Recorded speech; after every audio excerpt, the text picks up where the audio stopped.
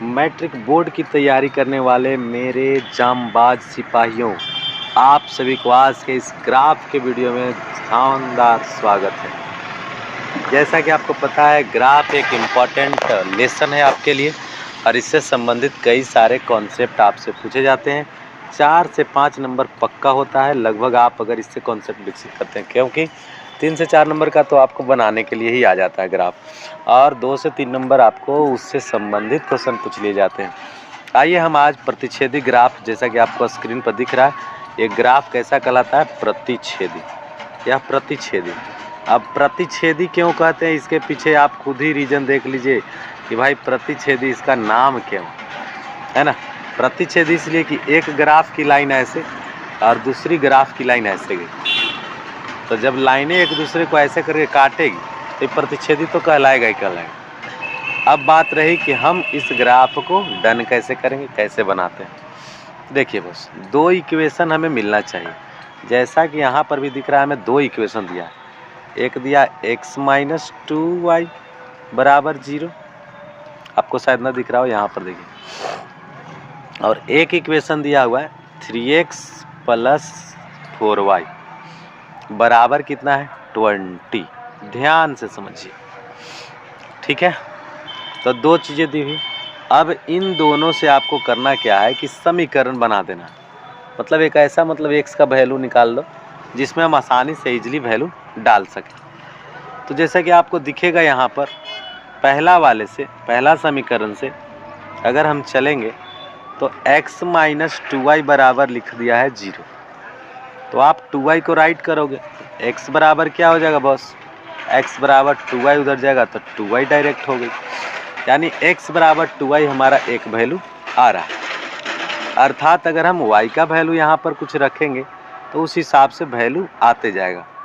चलिए अब यहाँ पर देखेंगे, हम थोड़ा सा इसको इरेज कर देते हैं, ये डिस्टर्ब करेगा। ओके, ठीक है। और अब देखिए, इसमें हम x का वैल्यू रखेंगे और इसमें y का वैल्यू रखेंगे। अब y का वैल्यू यहाँ पे कुछ भी रख लो, जैसे 1 रखो, तो 2 गुना 1 क्या हो जाएगा? 2, यानी x बराबर क्या आ जाएगा? 2। कब? जब 1 रखा गया। अब y बराबर अगर यहाँ 2 रखो तो 2 गुने 2 कितना हो जाएगा? 4। तो x का वैल्यू कितना आ जाएगा? 4। कितना रखने से आ जाएगा? 2 रखने से। तो यहाँ 2 बातें स्पष्ट हो गई कि हमने पहले समीकरण से x का वैल्यू निकाला या y का निकाला जा सकता है, लेकिन हमें ज़्यादा सरल है कि 2y को राइट कर देंगे तो प्लस में हो जाएगा, और x यहाँ केवल लिखा हुआ है, तो जो भी वैल्यू हम इसमें डालेंगे, जैसा कि यहाँ दिख रहा था, वैसे में हमको वैल्यू निकलते चला जाएगा। तो ए वाला आपको जो दिख रहा है, ये हमारा ग्राफ का पॉइंट्स है। इसी पॉइंट्स को यानी 1, 2 और 2, 4, 1, 2 और 2, 4 देखेंगे क्या यहाँ पर लिखा है।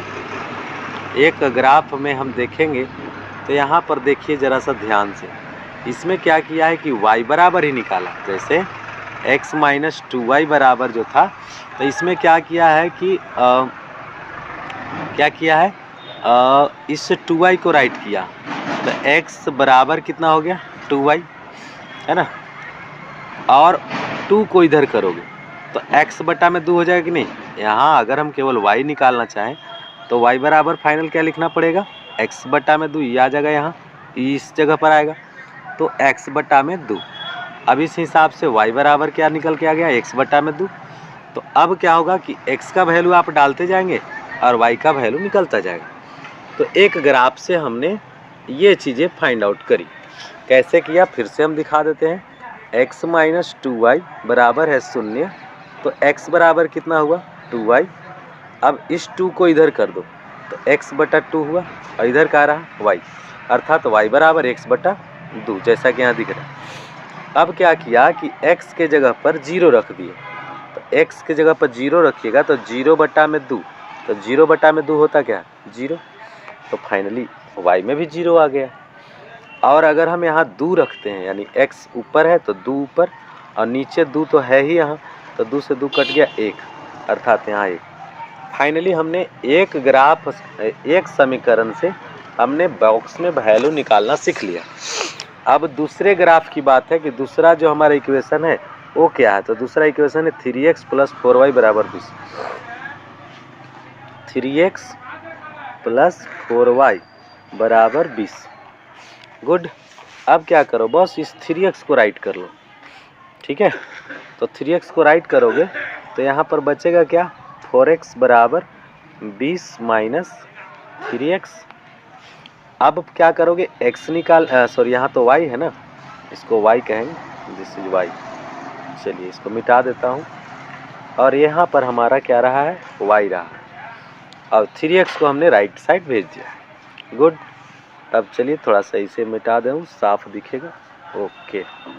अब आइए बस, अब क्या करना है, यहाँ पे इसे 4 को डाउन साइड में, ये 20 था, इसके नीचे आया 4। अब ज़रूरत है x में हम जो जो वैल्यू यहाँ डालेंगे, जैसे x के जगह पर अगर 0 डालते हैं तो x के जगह 0 डालेंगे तो इस पूरे मामला को कर देगा 0, अर्थात बचेगा क्या, केवल 20 माइनस 0। अब 20 माइनस 0 बट्टा 4 अर्थात 20 बट्टा 4 अर्थात 5, तो ये 5 आ गया। ठीक है, अब क्या करना है, अब एक दूसरी वैल्यू हमें सोचनी है एग्जैक्ट वैल्यू लाने के लिए, तो वो हम वैल्यू क्या रखेंगे, 4 को। ये निकालने के लिए तो निकाला है लेकिन ये हम नहीं निकालेंगे, हम 4 रखेंगे। तो 4 तीयो यहाँ पर क्या हो जाएगा, 12। तो 20 माइनस कितना हो गया, 12। 20 माइनस 12, नीचे क्या है 4, 20 में से 12 गया तो आया 8, 8 बट्टे में 4, 4 तीयो 4 दूनी 8, 2 बार में कटा तो 2 आ गया। अब हमारे पास सारे वैल्यू मौजूद हैं, जैसा कि अभी हमने निकाल करके दिखा भी दिया कैसे ये होता है। अब इसके बाद यहाँ ज़रूरत है हमें ये समझने की कि जैसे जैसे ये वैल्यू, ये देखिए वैल्यू जब हमको डालना होता है तो यहाँ पर हमारा पहले इस तरह से लाइनिंग होती है, एक्स एक्सिस का, एक्स डैश एक्सिस का, वाई का और वाई डैश का, इस तरह से होता है। अब हमें जो भी वैल्यू आता है पहला नंबर ग्राफ का, जैसे लिखा है एक्स में 0 और वाई में भी 0, तो 0 0 तो एकदम इस जगह पर पोजीशन ले लेगा। तो एक पॉइंट हमारे लिए ये हो गया पहला इक्वेशन से, जिसका इक्वेशन क्या था, x माइनस 2y बराबर 0, जैसा कि इस लाइन पर दिख भी रहा है ए वाले पे। और दूसरा है 2 और 1, तो 2 कहाँ, x में 2 देखेंगे इस जगह और y में 1 देखेंगे, तो y में 1 यहाँ है, और इन दोनों को हम एक्सटेंड करें तो इस जगह पर मिलेगा। हो गई, तो एक पॉइंट हमें ये मिला और दूसरा पॉइंट हमें ये मिला। अब इन दोनों पॉइंट को हम स्केल से अगर मिलाएंगे तो ऐसे करके मिलकर चल जाएगा। ग्राफ की एक लाइन स्केच हो गई। अब बात रही दूसरे की, तो दूसरे में हमें क्या करना था कि हमने x में 0 पॉइंट किया, तो x में 0 तो यहीं होगा, और y में 5, तो y में 5 इस जगह पर है। ठीक है, तो फाइनली हमने पॉइंट आउट किया कि ए वाला पॉइंट हमने कंसाइडर किया, कोऑर्डिनेट हमारा बना 0 और 5 का, ये कोऑर्डिनेट एक मिला। और इसके बाद हमको 4 और 2 रखना है। हमने कहा कि ये वाला नहीं भी रखेंगे तो काम हमारा हो जाएगा। तो 4 और 2, तो x में 4 यहाँ है और y में 2, तो y में 2 तो यहाँ है, तो ये ऐसे और ये ऐसे सामने ले जाएगा तो इस जगह पर पॉइंट मिलेगा।